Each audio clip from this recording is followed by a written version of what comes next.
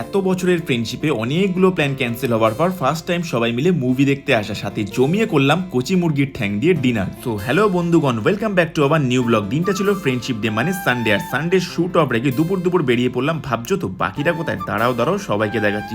আসলে আমাদের মিট করার কথা ছিল বিধাননগর স্টেশনে, আর গরম এনাদের মেকআপ নষ্ট হয়ে যাওয়ার জন্য আমাদের করতে হলো ক্যাব বুক।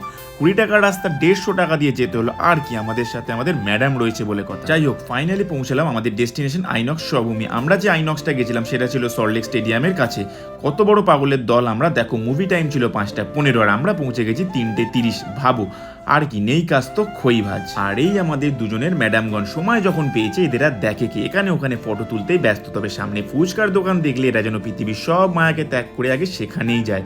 যাই হোক, নিজের ভাগের থেকে দিচ্ছে যখন না বলতে নেই, তাই টপাটপ বেশ কয়েকটা সাটিয়ে দিলাম। তারপর আর কি মুভি দেখার এক্সাইটমেন্ট আর ভাট বকতে টিকিট না চেক করিয়ে সোজা ভিতরে, ব্যাস দিল আটকে। হ্যাঁ, এগুলোই হয় পুরনো বন্ধুরা একসাথে হলে, ভাট বকাটা বেশি হয়ে যায় কি, তাই তো তোমরাও নিশ্চয়ই রিলেট করতে পারছো।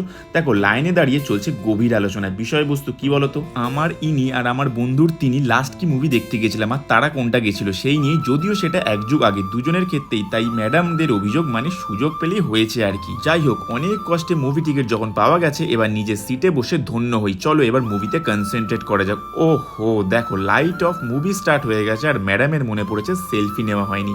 আর মুভি ক্লিপ দেখে তোমরা নিশ্চয়ই বুঝতে পেরেছো আমরা কি মুভি দেখতে এসেছি। মুভিটা স্টার্ট হবার 15 মিনিট পর থেকেই যেভাবে গল্পটা শুরু হয়েছিল চোখ একটু হলেও সরানো যায়নি। এক কথায় সবার আমাদের দারুণ লেগেছে। মুভি দেখা শেষ করে বাইরে বেরিয়ে মাটির ভাড়ে চা খাওয়াটা কিন্তু ম্যান্ডেটারি। চা জিনিসটাই আলাদা একটা ভালোবাসা, আর এটা ছাড়া সবকিছুই যেন ইনকমপ্লিট। আর এদিকে আমাদের পেটের ভিতর খিদের ইঁদুরগুলো এত লাফাচ্ছিল তাই ভোজন করতে সোজা চলে আসি ব্যারাকপুরে। টোটোয় উঠে দাদা বৌদির বিরিয়ানিকে বিদায় জানিয়ে সোজা চলে আসি এখানে। ভেতরে ঢুকে সামনে দেখি বক্স অফিস। আরে না কোনো মুভি নেই, এবার ঢুকবো মুভিনাতে। অনেক দিনের ইচ্ছা ছিল এখানে আসার, আর ইচ্ছা যখন ছিল আসতে তো হতোই। তারপর আর কি বেশ আয়েশ করে বসে পড়লাম। আর এখানকার ফেমাস হলো মান্ডি, আর মেনু কার্ড হাতে নিয়ে সবাই গভীর চিন্তায় পড়ে যায় এতগুলোর মধ্যে কোন মান্ডিটা ট্রাই করবে। শেষমেশ এই কার্য আমাদের দ্বারা সম্পূর্ণই হলো না, বাধ্য হয়ে ওনাদের রেকমেন্ডেশনে ট্রাই করলাম এই মান্ডি প্ল্যাটারটা। আর খিদে যখন চরম সীমায় পৌঁছায় আর সামনে যখন এমন কচি মুরগির ঠ্যাং থাকে, তখন সবার আগে নিজের ভাগটা বুঝে নিয়ে কচি মুরগির ঠ্যাংয়ের উপর কামড় বসাতে হয় আর স্বর্গীয় স্বাদটাকে ফিল করতে হয়। যাই হোক, ভালো জিনিস বেশি দেরি করে খেতে নেই, তাই ছটপট খেয়ে নিলাম। তবে শেষ পাতে আমাদের একটু আবার মিষ্টি না হলে চলে, তাই মেনু কার্ডের মধ্যে থেকে এই নামটা বেশ নতুনত্ব দেখে নিয়ে নিলাম চিজ কুনাফা। সিরিয়াসলি এত ভালো ছিল খেতে কি বলবো। আর এনাকে দেখো নাক ছিটকাচ্ছে, তার নাকি ভালো লাগেনি। যাই হোক, অনেক হলো টাকা ধ্বংস। চলো এবার বাড়ি ফেরার পালা, আজকের জন্য টাটা।